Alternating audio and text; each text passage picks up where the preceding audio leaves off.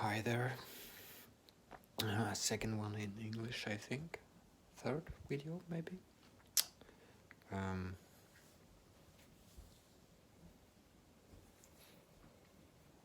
I will assume that yeah, this is not this kind of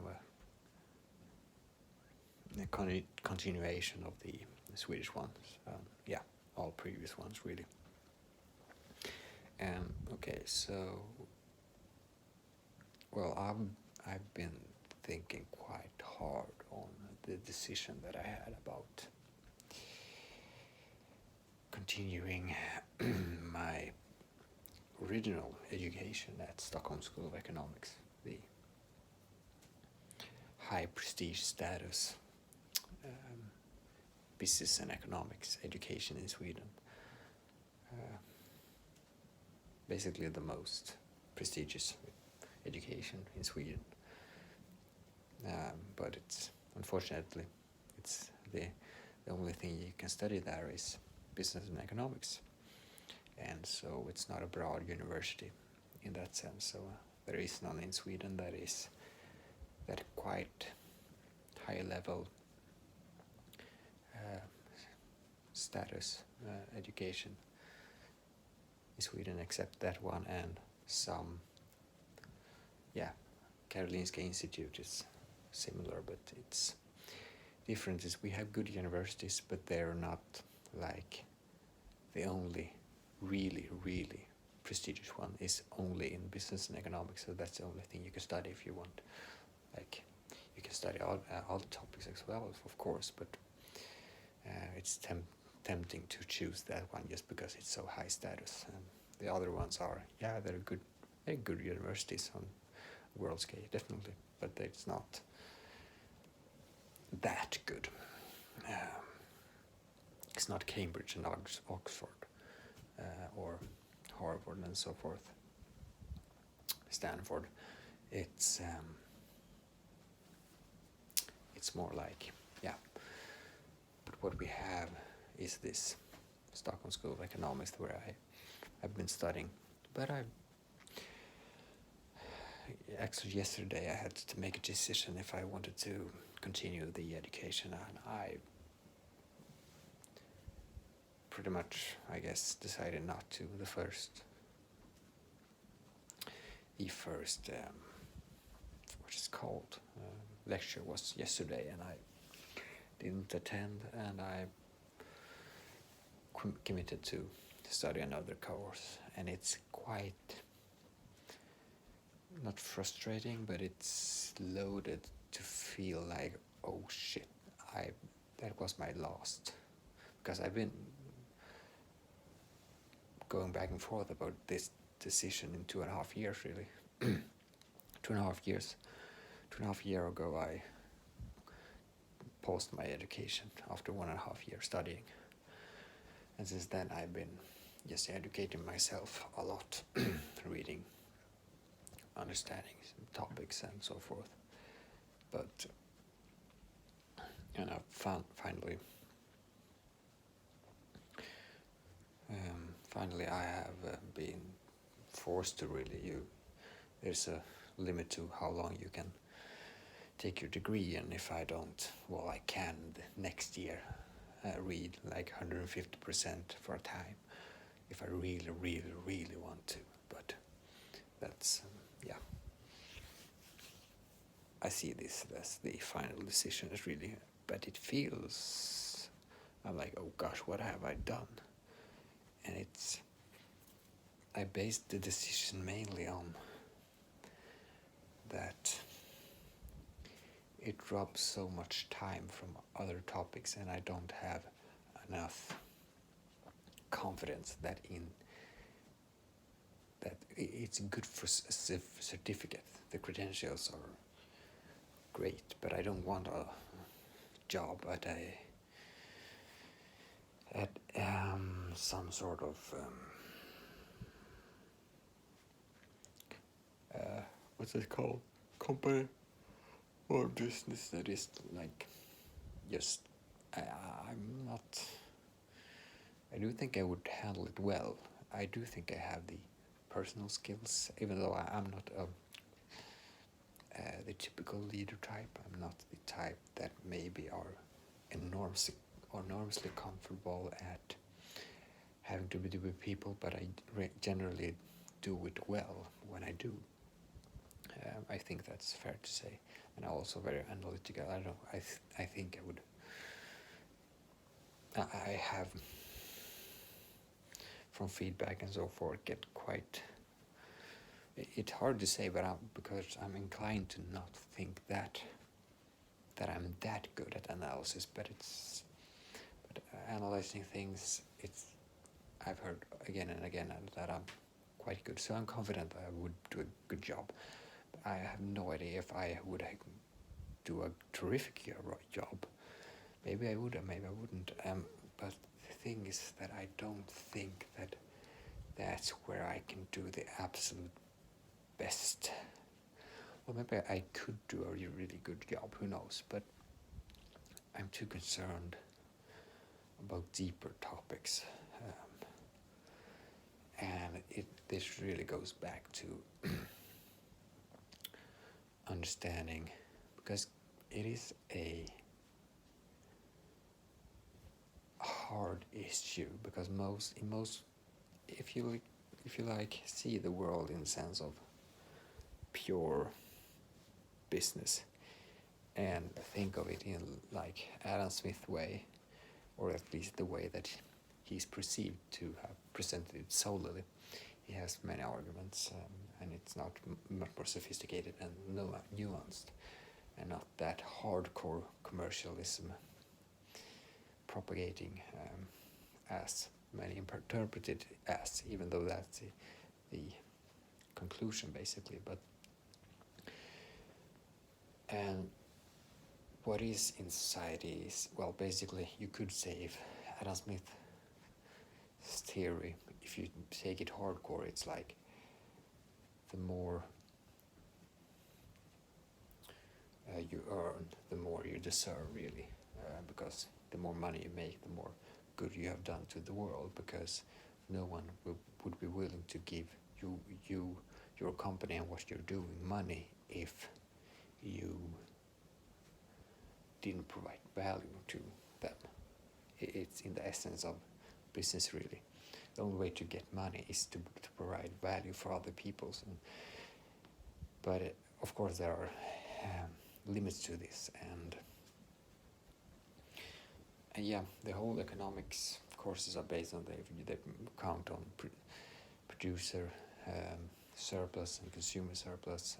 For those who are not into this very much, it's basically if you buy something, and if you buy it for a slightly higher price than would be the exact moment where you would accept it, then it's a per surplus for you. You buy a computer for 5,000 and you would be willing to pay, let's say, 6,500. Then you have a surplus of 1,500, and that's for you, really. So it's value for you because of that, because you never buy something like exactly on the fence. If that's the case, then there's no real surplus. But often it's like there's some surplus, and the surplus consists of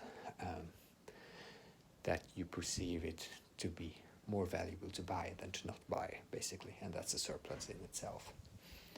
And the thing about it is that if it makes you better off, then that's a sign that the business is doing something good for the world. And that could be an argument that the more you earn in a business, the more value you've provided for the world. And very much in our society is constituted in that way. Everything, basically the thing that's most precious for us is time, and time we spend. I get average people spend, I don't know, in Sweden it's 40 times a week going to a job, and that's quite much time, 8 hours a day just working. And you could say it's small, but I would say it's a really substantial part of your life, really. And if that's such a substantial part of your life. It's very crucial what you do with that time, and it's crucial to understand that you're stuck in it in order to survive. So you're sacrificing that time basically in order to get around, and that is because you need money, and you need money because, and the circle goes around and around. It's really hard to describe it in a concise way because it's complicated in some sense, but it's also really simple. But my point here is basically that what I decided to, because I have quite high faith in Adam Smith's theories, and even though I've not read the whole Wealth of Nations, I started. I think it's around 1,000 pages, maybe 700. It's quite dry in some sense. It's interesting, definitely, but yeah. But I read a lot about him and his theories, and I discovered that he confessed that, or he was deeply in trouble, as with David Hume, about the fact that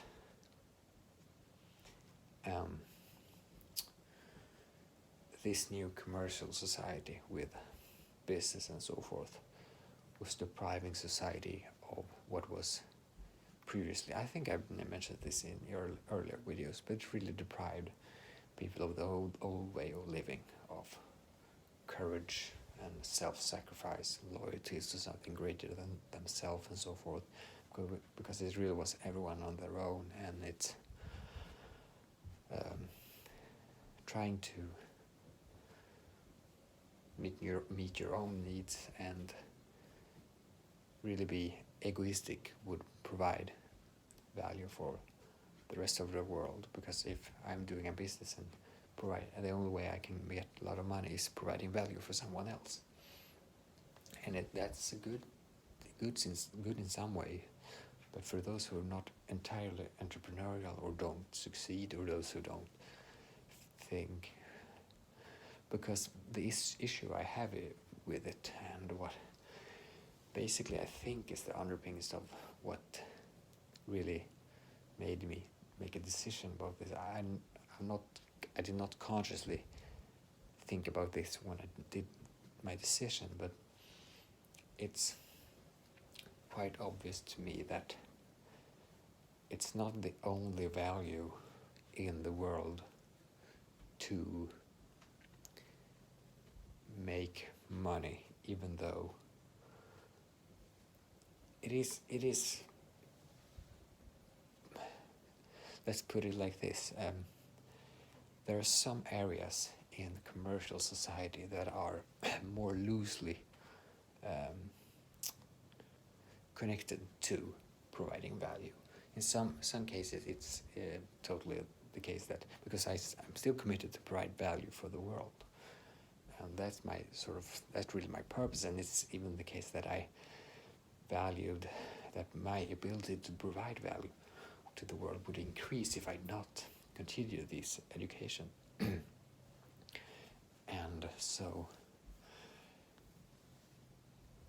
and that it could sound counterintuitive that not finishing a business and economics education wouldn't be, but I am actually betting on that. I would even think that I would, because it's hard to hard to precise this, to put it precisely, but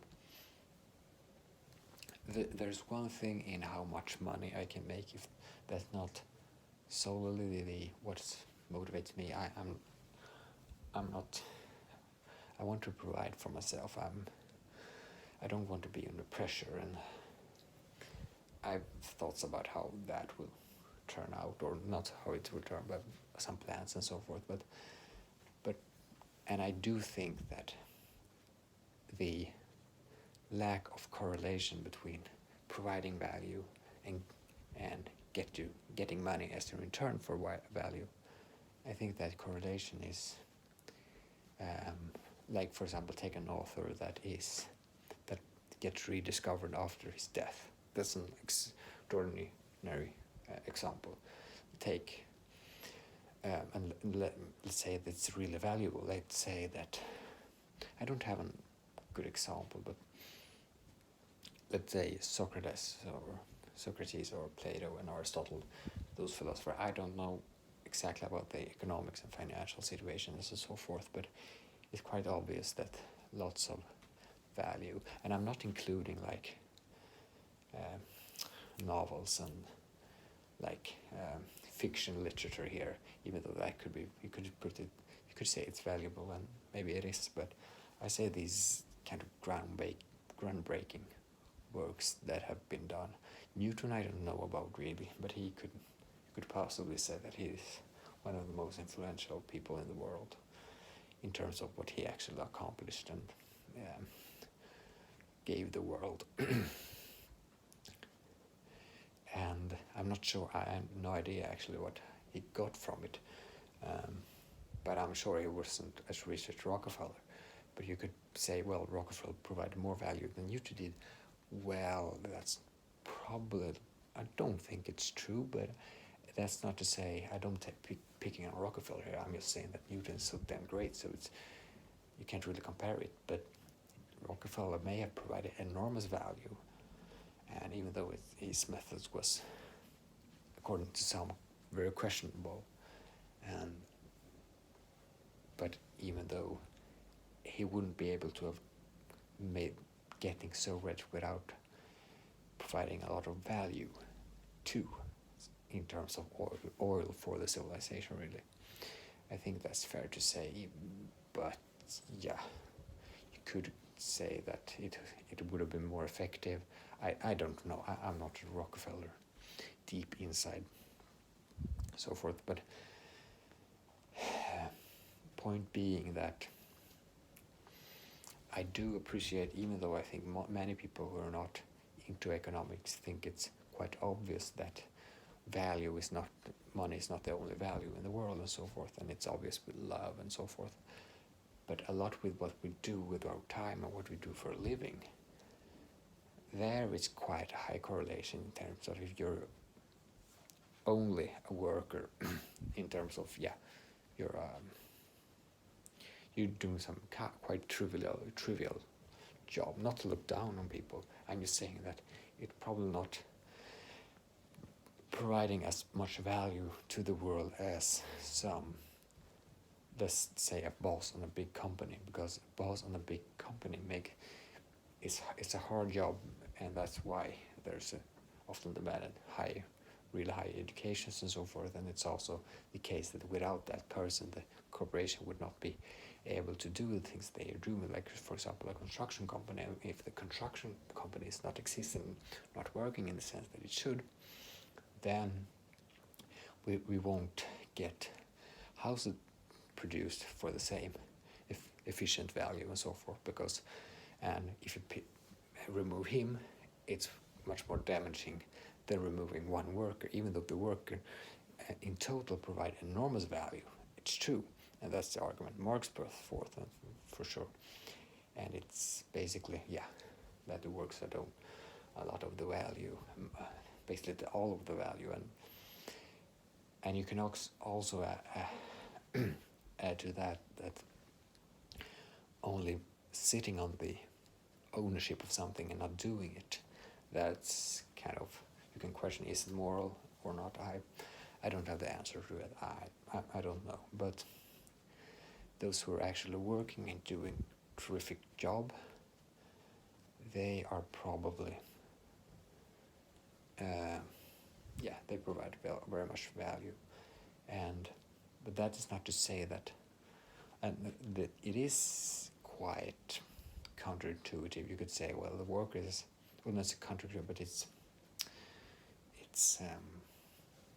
loaded question, because you say, well, the worker could provide as much value, enormous value, and so now it's dark. Sorry, just wait a minute.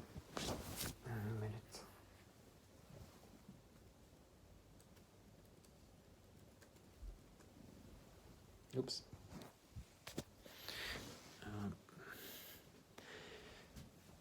but I do think you have to be humble enough to say that some people are providing more value than others. It's quite obvious. The world is not like homogeneous. And that's not to say that the people in themselves have more value. Like for example, take Martin Luther King. Of course, he provided a lot of value to the world. He maybe not get some monetary, but that's an example of it. It is the case that value, enormous value, is added by more people more than others. And I think it's true in a corporation too, that some people, I think it's obvious. And Martin Luther King is, by the way, an example of when the correlation is not perfect, when more value is provided than the person is getting. And one can argue if that's bad and so forth. And I think in my situation, I think that I would, yeah, for sure, would like to be someone like Martin Luther King and so forth. I don't know if I have that ability, who knows, but I would like to do as much as I can, and I don't think the most value I can provide is in the traditional business conduct, like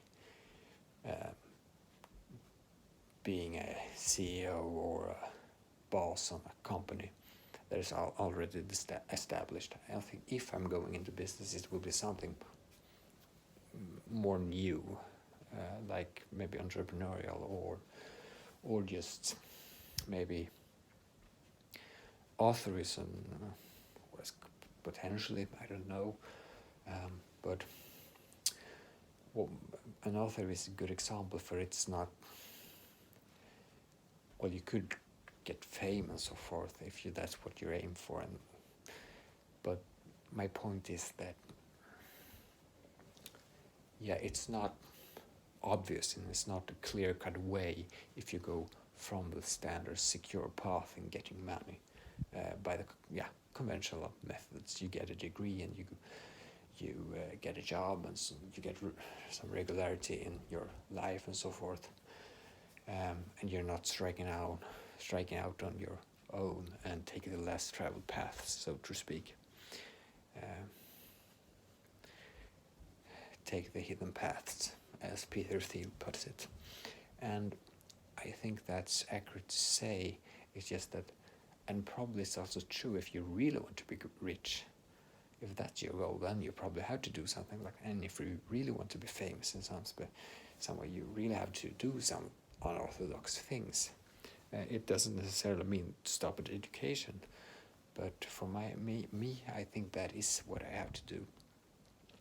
Because I think compared to many others, get enormous value of thinking and being on my own and contemplating things and not being pressed by especially something that I'm not interested in. And I also got support for that argument in reading people that I consider wise and so forth, that being really interesting in something is really crucial. Even though the most business successful people that solely in business are propagating for that, interests. You really have to have a great interest in something, otherwise it's really hard. So, and that could be an argument for I maybe could choose another education and so forth, but it's not as tempting because it's not so high level in Sweden at some place. But it could be a good thing to do. But at the same time, as long as I can provide for myself, studying like now and then if I want to, or take a job like part-time, just surviving. I don't have many costs. I can cut it down really hard. It's not problematic for me. As long as I can do that, I can get a lot of time to really go deep into the topics that I think would change the world, basically. And that's at least what I'm trying to do. It may sound really ambitious, and who knows? I may not be able to, but the greater the ambition, the greater the effort. And it's not like it's the saying, shoot for the stars and at least you will get to the moon, and that's kind of what I'm thinking. I have no idea what I could provide. Maybe I'm not that competent in providing something extraordinary, but at least I can do something and attempt to, and that requires rigorous studies and learning basically all the time. So, and as I said, I really value time on my own in order to get leverage on my ideas and what I'm learning, but I'm also hesitant because I have to question myself, is this really an accurate how should I put it, accurate conclusion, that because it's easy to think too high of oneself. You could be under the influence of biases like punishment reward. It's because it's indeed it's not a pleasure to go through an education at all times. So I have to really think about that. I'm not influenced in my decision making by just pleasure, and I've come to the conclusion that, well, my original education is probably not that important for my brain development, which is actually what I'm trying to do all the time.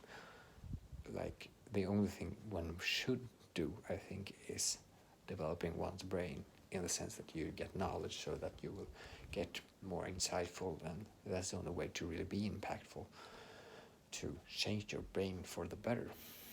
That's all about life, in my opinion. And so, but the thing is here, should I study other things, like in an education environment? And I have been doing part-time for a little more than a year now, and the question is, should I continue doing that? Because I have to admit, some of the courses have been, well, it's very different. Some have been valuable, some have been, not really. But some are really valuable, and the question for me is, how can I leverage my learning capacity as much as possible? And for my ambition, which is really to do as much good for the world as possible. And I think the best way to do that is partly to understand your strengths and to align your strength with what. And I think one of my strengths is that I tend to understand and analyze things and put ideas together, and I have a so intense interest for it, and also a really compassionate agenda, in the sense that I really want to make the world better. And that passion, I think, has a potential to spread out to people and thus make my ideas influential, so that they actually could create something better. But there's a long way to go. I have to be better at expressing myself publicly and in English, and also write better. But I have an inclination, I think is the right word. Inclination, yes, I have an inclination to prioritize learning above expressing things, because I think that, well, I try to be better both. Like, for example, this is one exercise, really, getting better to express myself. But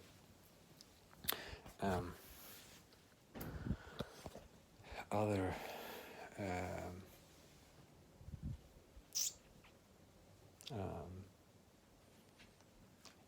but my main point is that in order to make decisions about how to, like, for example, how much should I prioritize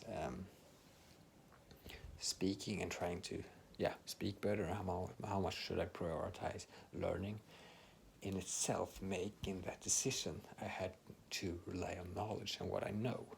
So in NSA itself, that being better at what you know is much more leveraged than basically anything else, because yes, I can do this all the time.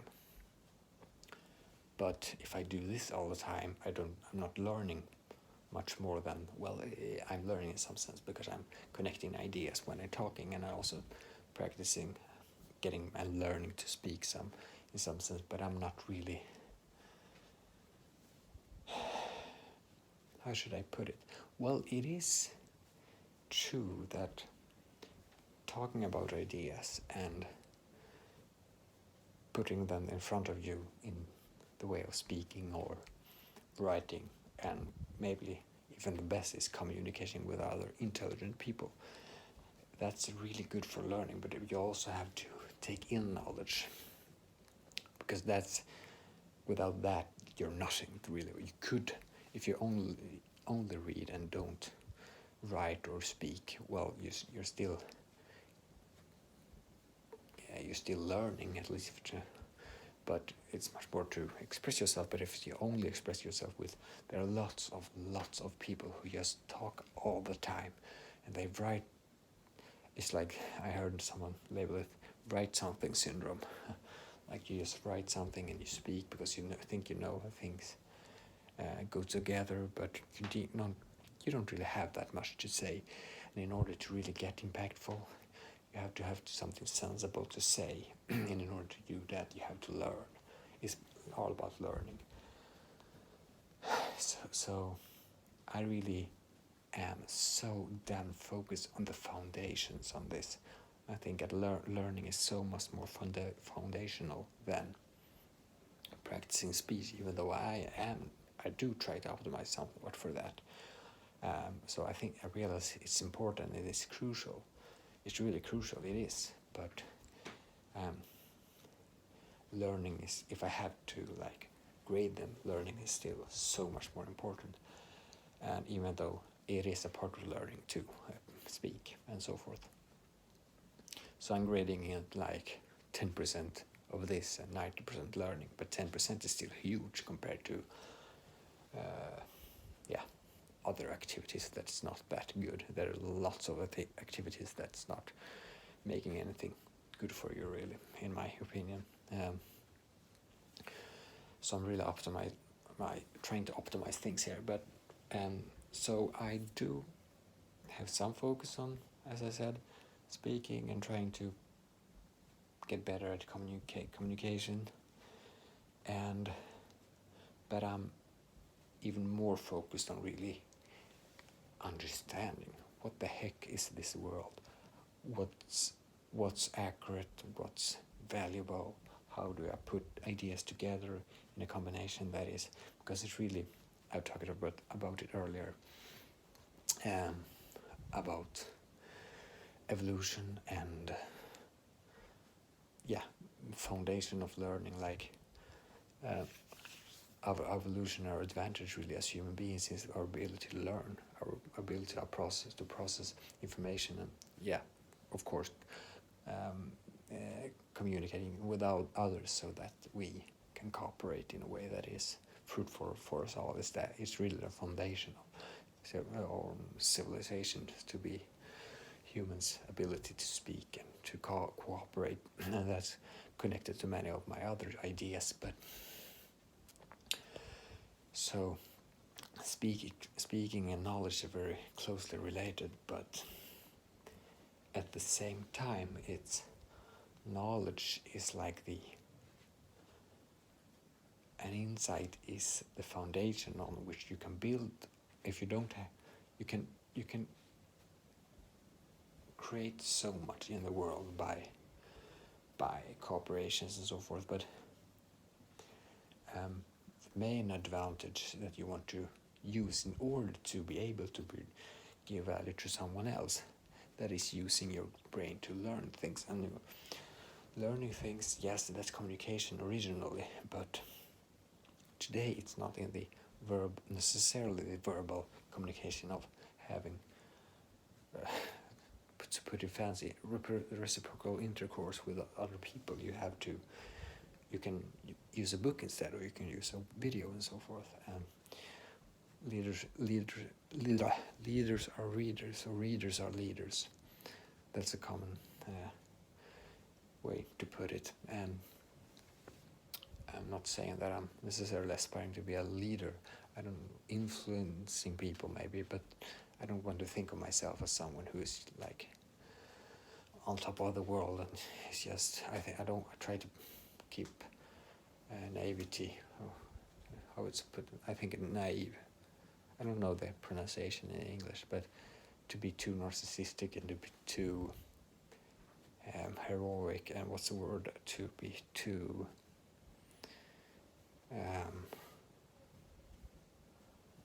forgot the word, but yeah, think too high of yourself, really.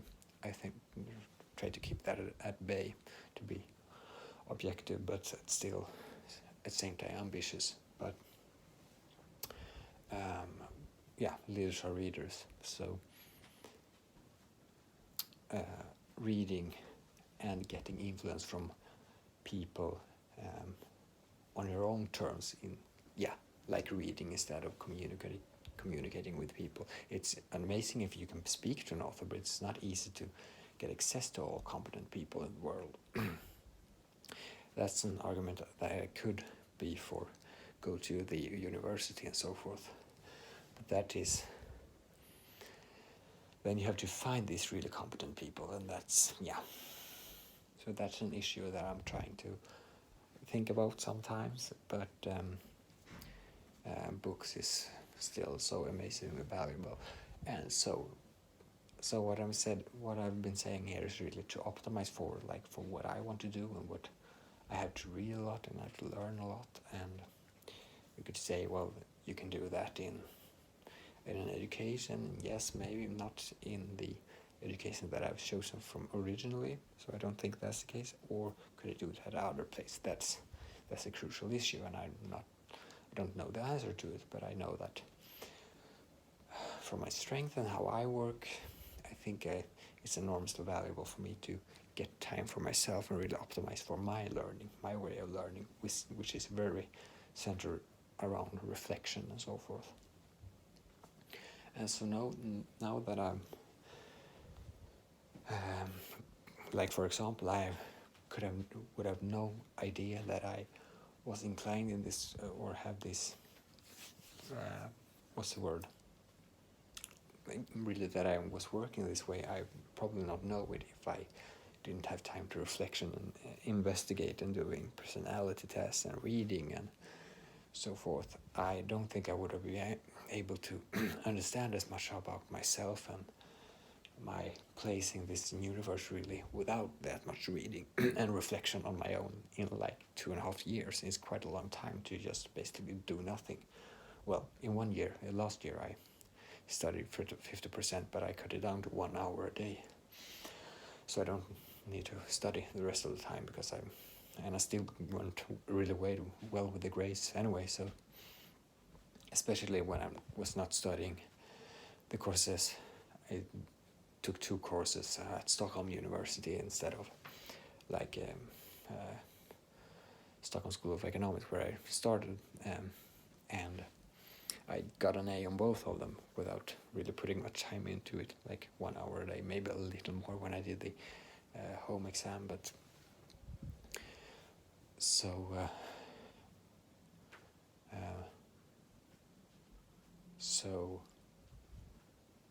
did I brought that up just to brag, or did I have a point?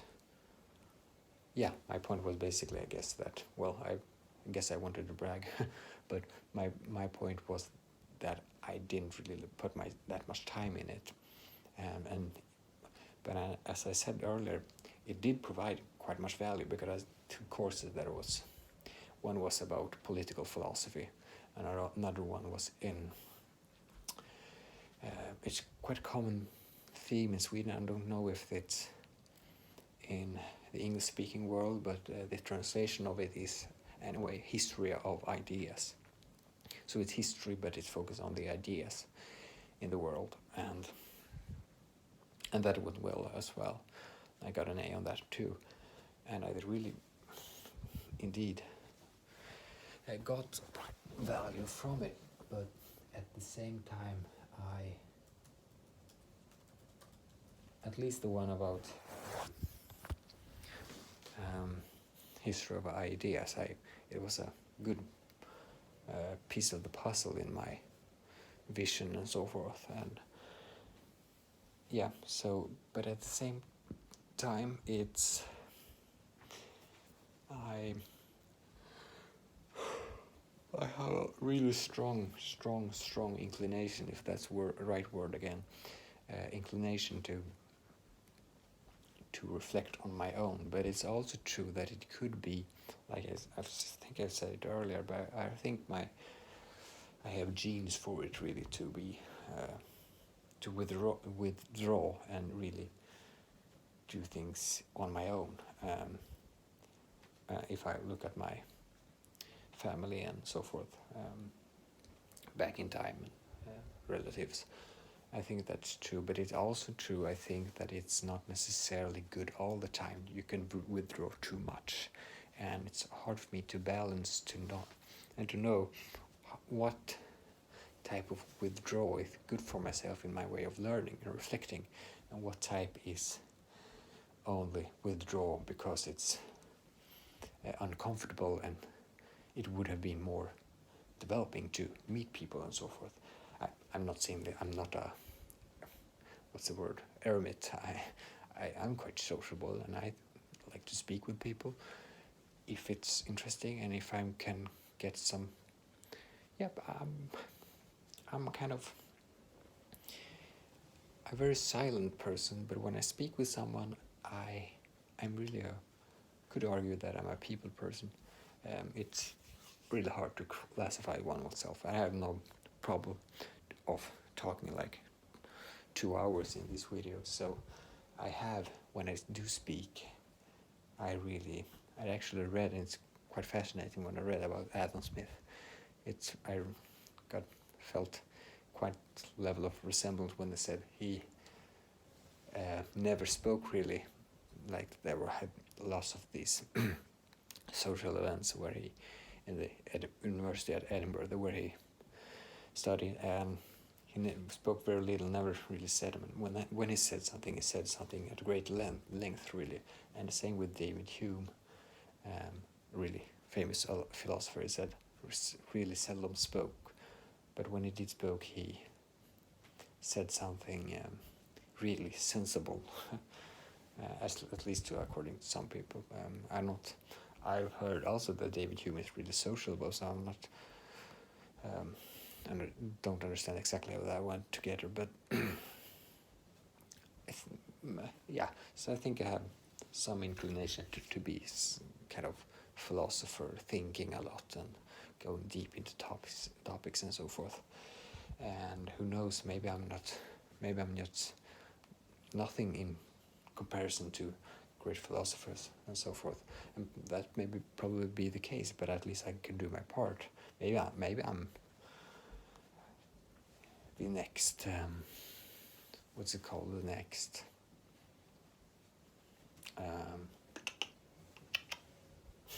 Plato or so forth. I shouldn't rule it out, because I don't think it's sound either to think that that's a given, that you can be something like, or that it's impossible. I think you should be open to that. You could be someone who's just average and won't do as well at all. That could be a possibility, and it could be a possibility to be the next Plato or so forth, even though that sounds ridiculously naive to think so high of yourself. I think it's good to have that degree of motivation, that the more you have a ground setting basically, and the better you do without ground setting, like genes and the environment that you have before you and the environment you choose to expose yourself to. It's in those choices you determine how much like you will be a Plato and how little you want, or how much more you will be on average, and you have an opportunity to influence that up or down. You don't know how much your influence can be, and how much what is really possible, but the more you try, the closer you will be to the plate to swear of a compliment, and the far away you will be from the average. So yeah, to keep it open in that sense. So where were I? Yeah, about my how I speak. I don't have a difficulty speaking too when I'm really speaking, but oftentimes I'm quite silent, and I'm trying to withdraw and think a lot, and I think that's good for myself. So I'm going back to why I'm doing this and what I think I will get from this, or what am I focused on right now, and what I am focused about in it's not just especially now I'm talked about it in earlier videos, trying to understand myself. How do I optimize for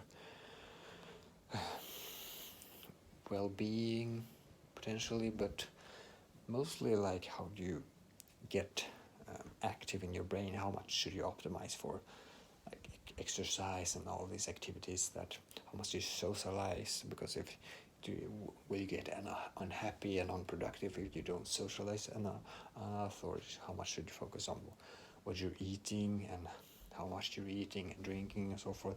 And it could be viewed as trivial, but I think I go back and forth on this, and how much should you sleep, and how much should you rest, and how much should you reflect, but I think it's actually, I did an experiment, as I mentioned earlier, just cut things out. I won't go through it again, telling you every detail, but I'm quite sure, and one thing that is among the most important things is that if I eat too much, I think if I eat too much, my system seems to just, I really get anxious, and I have a strong indication that if I'm eating a lot, I'm because, and I've heard it's true, when people are fasting, they don't even really need sleep. They can't sleep really, so because they don't need it, and so the more you eat, the more, like, you could say that you get more energy, but this is not to be the case. I mean, only this week, when in Tuesday I'd eat a lot because I had exercise really hard at Monday, and since that, well, maybe I'm not eating enough, and I ate a lot, and yeah, that whole rest of the day and the next beginning of the next day after was not good, and so I decided the day after I shouldn't eat anything really. I just ate like 10% of what I eat the earlier day, or 15 maybe, which is, so it was really small, because I wasn't really hungry because I'd eaten so much. But anyway, and now the day after that day is today, and I feel terrific, and I've eaten really small amounts of food, and I really feel great. Not like euphoria, but compared to like the focus I have now and so forth, it's a lot of other factors. I'm talking about nootropics and so forth, and how important that is, and that's hard to. I won't go through that, but that's one thing that I've sort of. I'm still not getting to what I'm really focused on now, because that's something that I keep in mind and I do analyze. I think it's important, but yes, today, and well, this is the thing.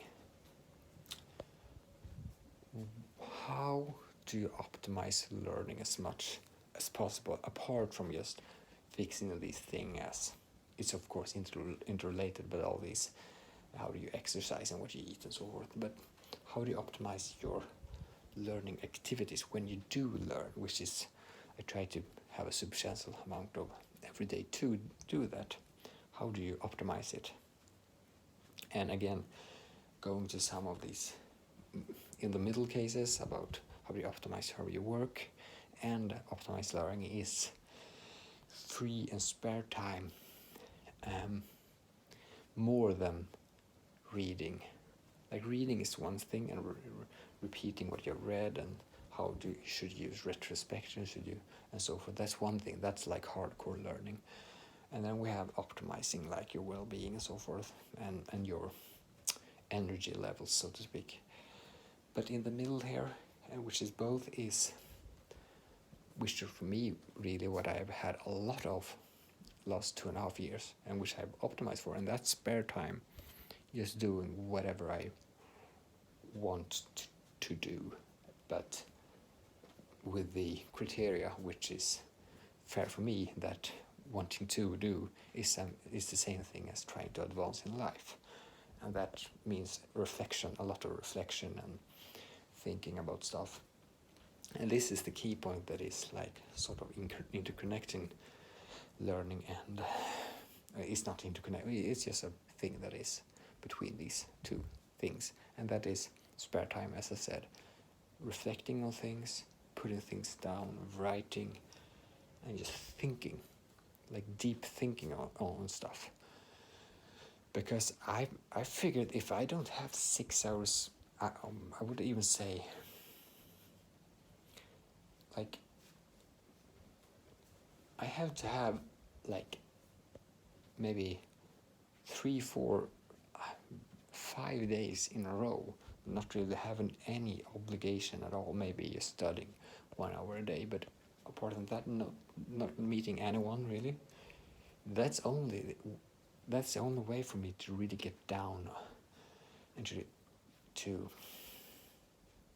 reduce all like noise and less activities. I'm just cutting down cooking food. Like I try to like cook a lot of food one day simultaneously, a lot of things, so I just have for the rest of the day. I'm just cutting down as much as I can things that would take up my time, so I can just do exactly what I want with my day. And when I have that, I feel it's the only way for me to really get a sense of where I'm going and try to direct my life. And it's terribly hard, to be honest, because most of our days we're just running and we just do things. We have some time to make a decision here and there, but it's not really contemplating deeply and trying to adjust your life and change your life and how you learn and how you see yourself, and you're taking decisions and so forth, and really getting down to this deep analysis of things it's hard to come by, and I think it's really, I don't have to walk more, I think more, it's really hard to come by that level of insight. And like I said, some people don't have that way of being as I have, but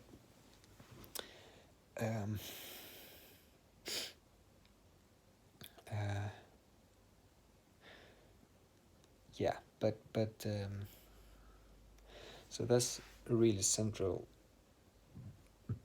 piece in how I try to optimize learning, really, because I'm not really able to, because this is the key thing, I'm not able to learn if I don't feel confident that what I'm learning and how I'm trying, like, I do learn a lot, and sometimes I think that it's just about reading a lot, and it's, that's a thesis and hypothesis that I do have and think about sometimes, just consuming lots of material.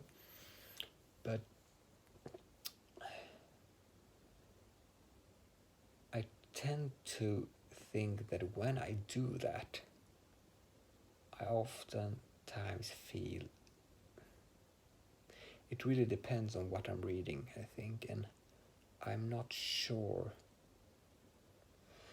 This is actually something that I'm trying to figure out now, if, like, for example, one thing I did earlier this day when I felt like quite not good,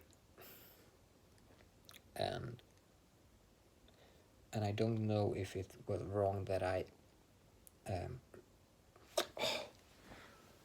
that I just read too much without having time to think and just getting a hold of where I was going really with my life and with my days, or if it was something external that made me not feel well, because that was the case. I read a lot and I just felt tired and not, and I know this sounds really confusing when I'm explaining it, but the thing is, did not felt that good.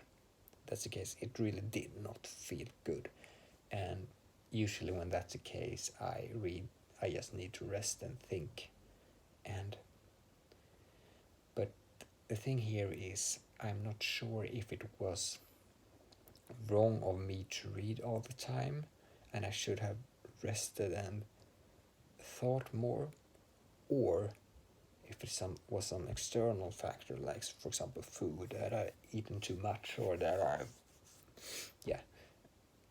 and other factors that I don't need to mention. But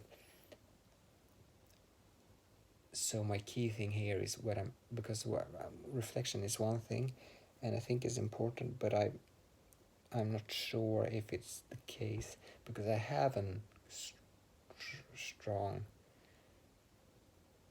tendency to think that I need to think a lot for myself in order to really put down things. This is how it is, and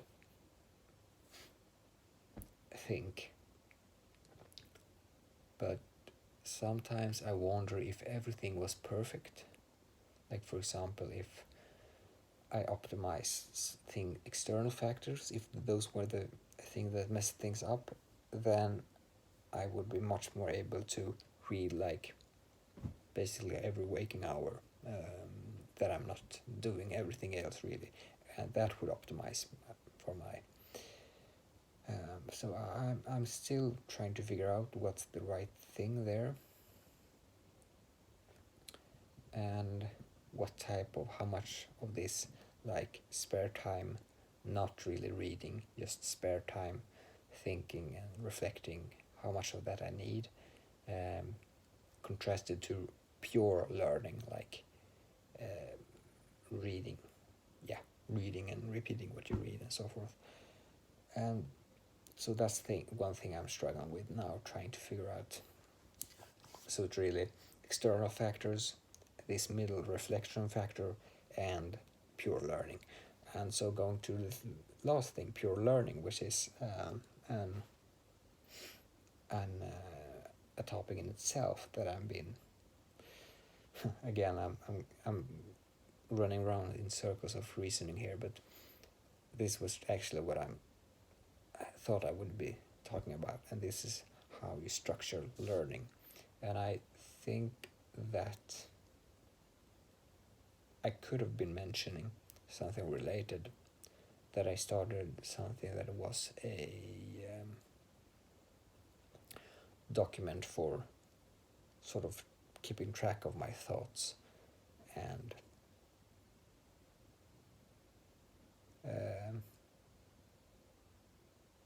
not my thoughts, but what I learn really. So if every time I learn something, I put it in a document, I say this and put a date on it, and really have a learning diary, so to speak, and then repeating and reading yesterday's thing that I put there, 3 days ago, a week ago, a month ago, and I think, and then continually maybe 3 months or 6 months or 12 months or something like that.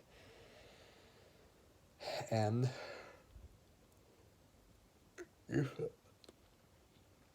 I just continued with it for maybe, I don't know, some weeks, and I'm thinking about maybe continuing doing it again, but I'm not decided.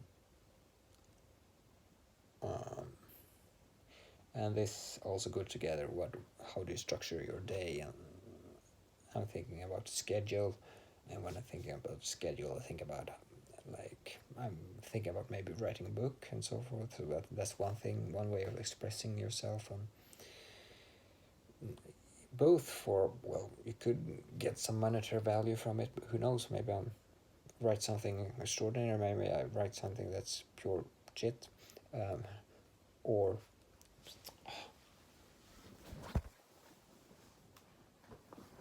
wait a minute.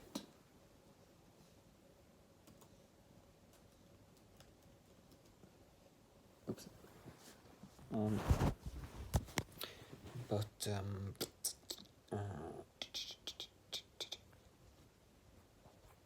so, but also writing on, yes, doing this is one thing I want to getting the schedule, and doing writing on Medium is something I've been thinking about, and also maybe socialize and meet competent people in, yeah, reach out to people who are, search for people, like communities and things and so forth. And but yeah, so that's one thing of how you structure your day. And these are all, I'm quite confused as you hear, because there are lots of variables to think about and keeping track of. And I try, the reason that these seem to be really, and it may sound that this that I'm really confused when bringing all these thoughts ups and so forth, but I'm really trying to get to the bottom of what is the perfect way to optimize your day for. And it's really rigorous, and I really analyzing things like heck. I know I have that inclination, but usually I'm good at math. I'm good at thinking about things, but I'm not Einstein probably, but I'm really good at math and those type of. So I think I'm not, and I'm not necessarily because the thing is, do I overanalyze these stuff? And this is another topic. I know I'm shifting from the main thing here, but I'm really addressing things that I think are important, and I can't get away around it. And I think it's the right thing to think about these things. Anyway, I can't go into that more. That's how I am, and I'm trying to think about if I could do something else, if I should think less. And sure, some people say you feel better if you're not thinking that much, but feeling better is not the main objective I have. It's in the long run maybe, but I also optimize for insight, and that's thinking, I think, is the right way to go. Structuring your thinking also is something I try to do.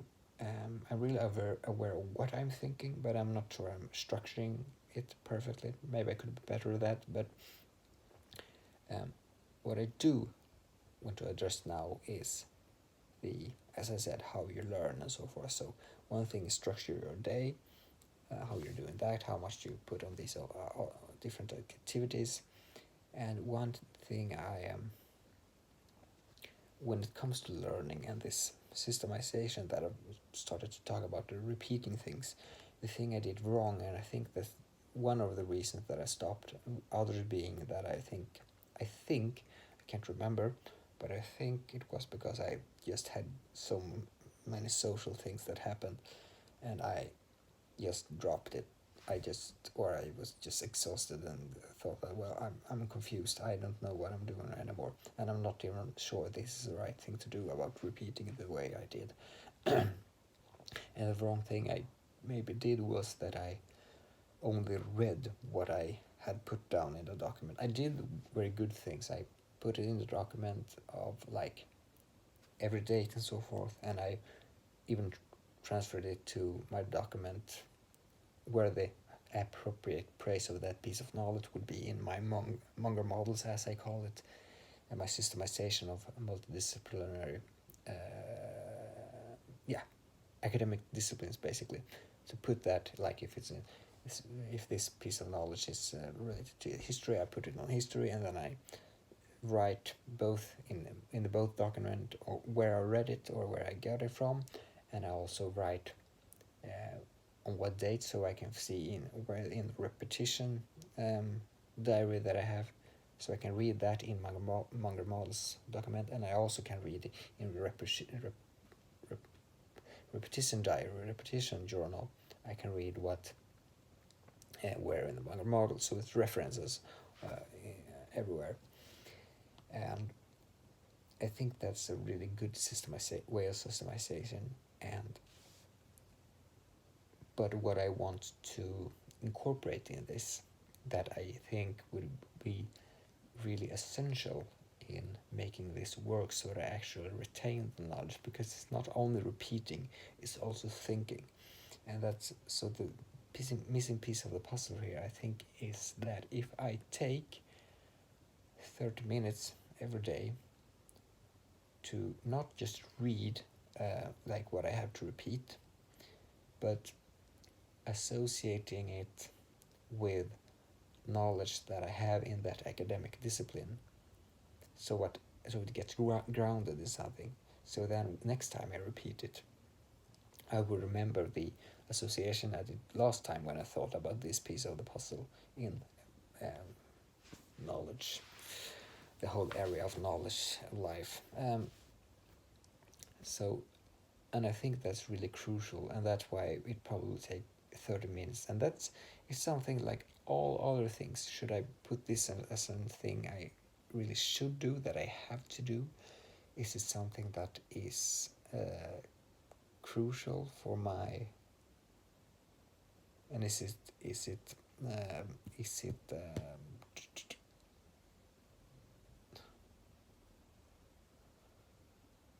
something extra that will be take other time from other things that's more productive and so forth? I have a lot of thoughts and stuff, and I also feel like every time I try to systemize things that I have to do every day, then I feel lost after a while, because I think, well, I don't have time for this, and this may sound very strange to hear from someone who has really not anything to do about, but just studying 1 hour a day in keeping up with a course in a university. But there's also always, that's why I'm trying to be not socialized too much, because it keeps me from working, and I'm just feel I can't keep up on really knowing where I'm trying to go and get a structure in my day that is aiming for something. And but where should I go here? Because it is something that I, even though I feel secure in my conviction that learning is really good, I do wonder sometimes, where the heck do my days go to? What am I doing really? I'm trying to understand, what am I doing?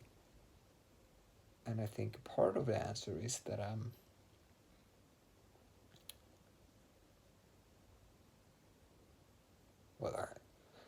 to be honest, I can't tell. I do know that I read a lot sometimes, but I'm not really reading every day a lot.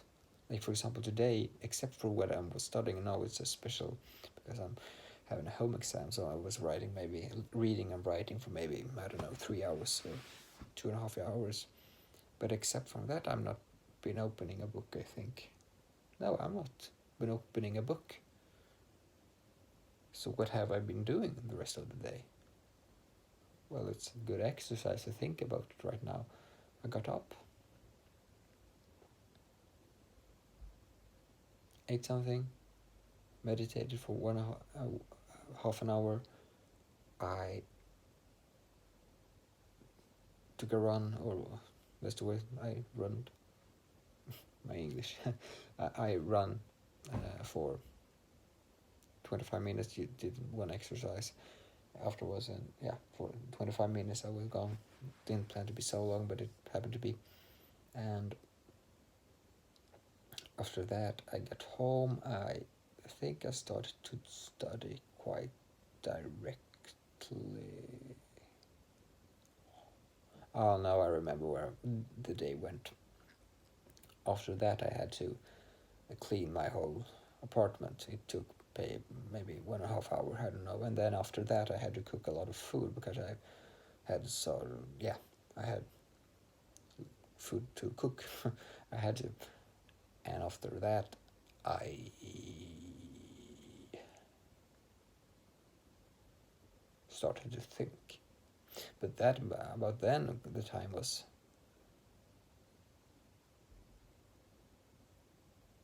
probably, and I read some because the course is not only whole exam, it's also a last lecture tomorrow, so I had to read like for I remember 20 minutes maximum, 15 minutes maybe, not even that I think.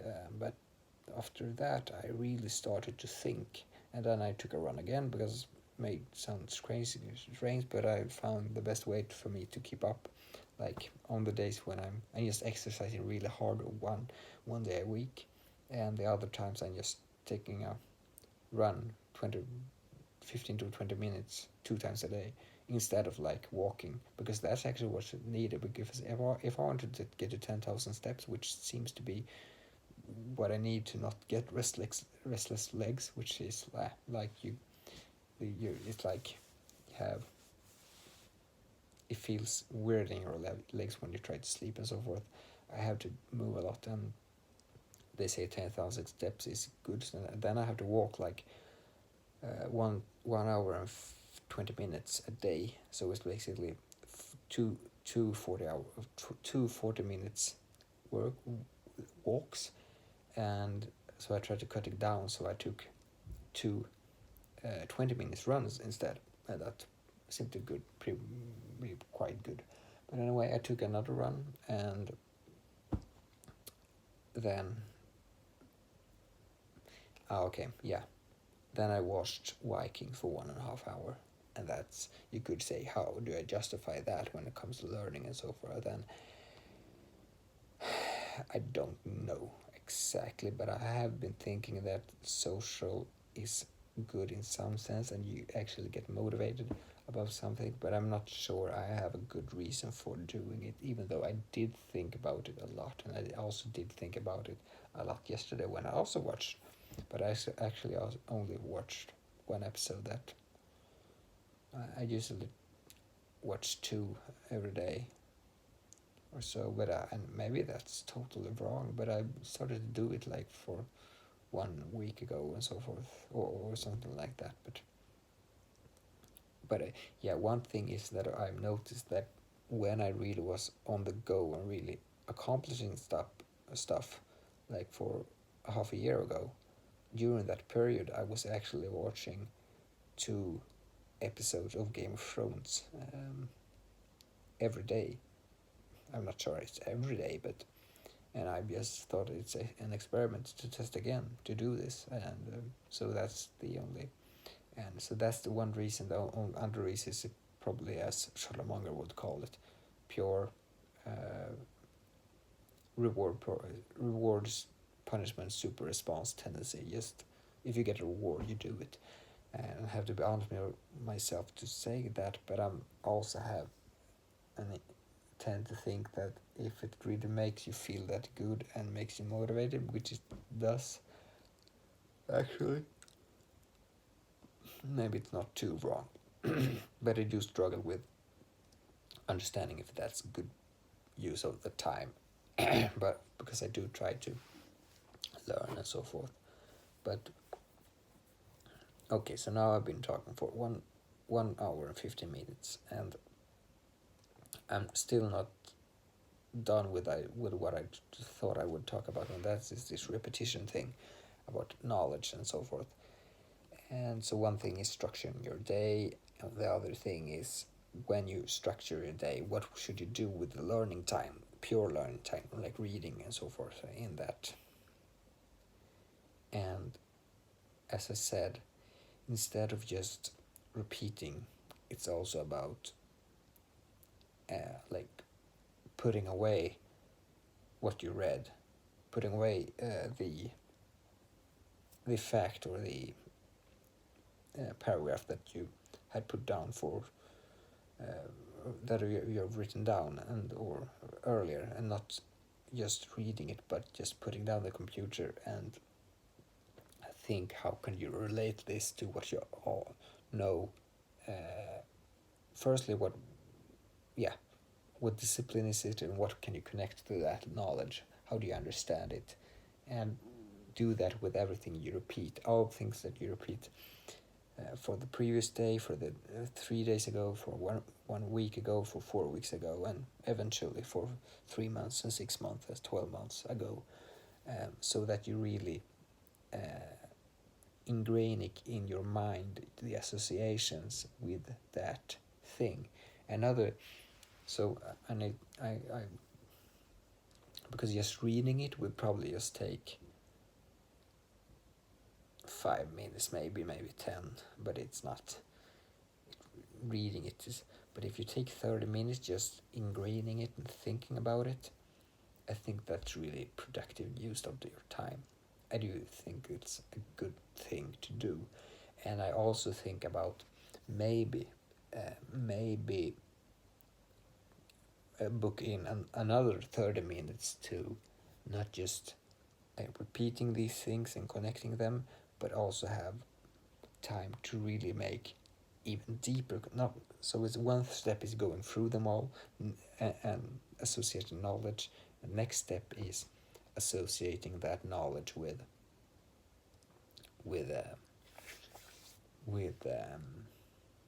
each other, and really going deeper than that, because I want to keep my mind fresh, like for what I'm doing that day and what I'm actually trying to accomplish. For example, if I'm writing something, if I'm trying to write an article, or thinking about things in life, to try to relate all this knowledge to that, so put it together, so to speak.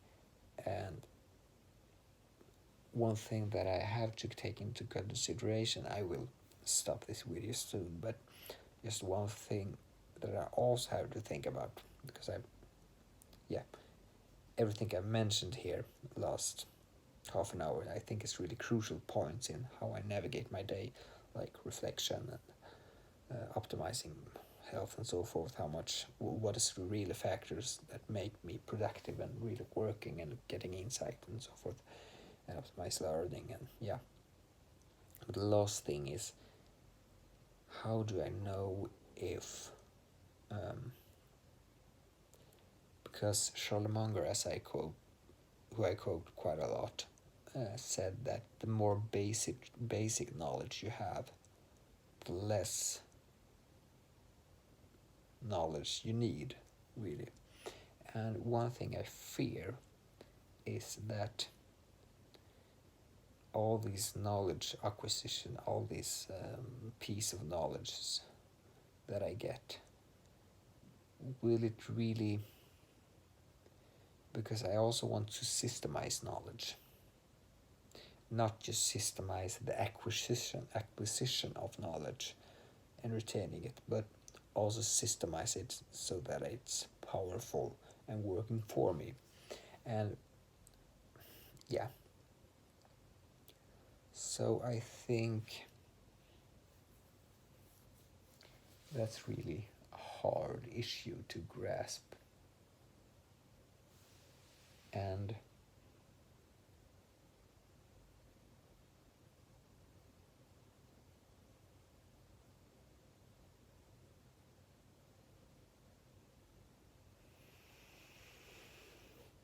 it is, because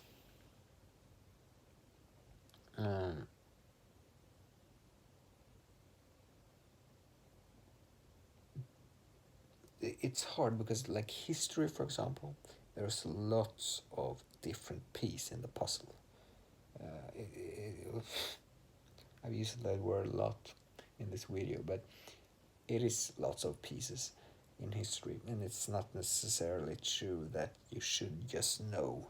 It's good to know the grand things, like, but it also, I guess, good to know all the details. But like, for example, in physics, and Munger talks about this a lot, to know things in engineering, and maybe not necessarily physics, but engineering, know the basics of the ideas in all the disciplines, really. And if you know the basic ideas, then you get leverage in everything else, because it's most essential ideas and so forth. And so you could say you don't really need that much else. And so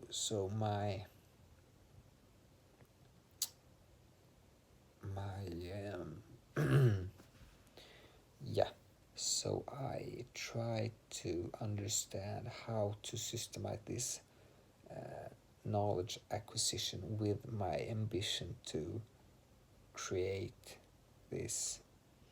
Okay, it will be dark, the last part here. I don't. But how do I systemize that knowledge acquisition, and how does that relate to really getting the. Probably I should. Well, the answer is as obvious as anything really. I should do when I do this process. I should prioritize not learning the basic models and so forth. But it's also true. The more, like Charlotte Munger says, reading is like really essential, and all the piece of the puzzles is important. And I also think that I have to be quite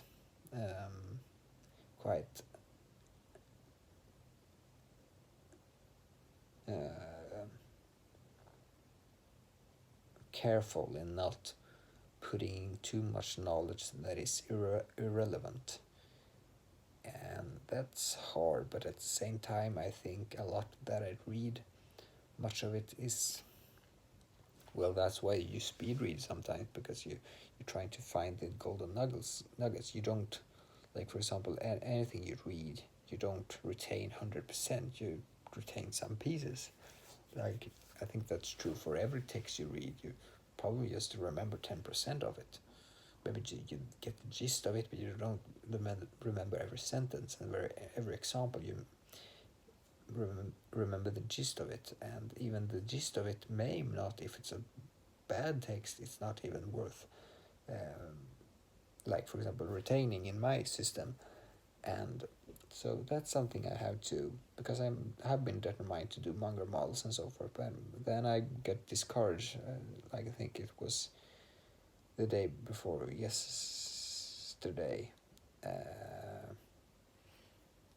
when I heard that he thought so much about, like, engineering, and so I thought, how exact do I really need engineering if I'm not going to be an investor, which he thought it's crucial to know if you're going to be an investor, if that's true. At the same time, I've been determined to do all Munger models, and thought that it is crucial to know the deepest, really know a lot of things in all academic disciplines to get an accurate picture of things. But sometimes it just feels like, is that really true? Like, what will I get out of knowing how to compute? Well, I don't know the English word for it, but for some engineering stuff, I know some engineering stuff is, say, for sure good, and I know some basic physics and so forth, because I really was good at it in high school, and we but how much should I optimize for? What would I get out? It's something that I struggle with right now, that I have to resolve and investigate. But yeah, lots of thoughts.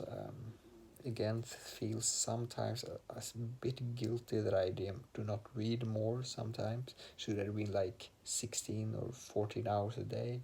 Or should I just think about these issues? But I'm really trying to systemize things, and if I get totally secure in that reading 14 hours a day would work and it's the best thing I can do, then I will do it. And so that's, I don't have to feel guilty. I tend to do that sometimes because I'm really that ambitious and really scrutinizing my day and everything I do. But it's good also to, as Charlotte Munger says in a comment about a bias that is called excessive self-regard, he said, of course, some high self-appraise,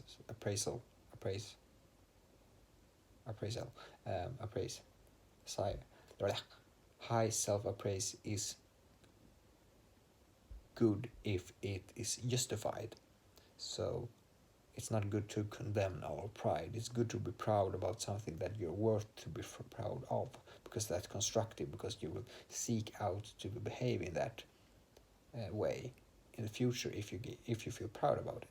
And so I should feel proud about that. It took 1.5 hours exercising my English, speaking English, and also practicing speaking in general, and also connecting a lot of ideas and really repeating what I have. At least this about learning is repeating what I, and some other things is repeating what I have written down earlier today.